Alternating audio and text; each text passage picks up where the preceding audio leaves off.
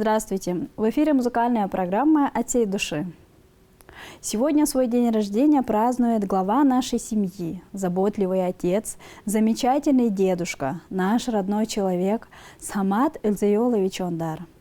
Поздравляем тебя с юбилеем! Ты наша поддержка, опора и защита.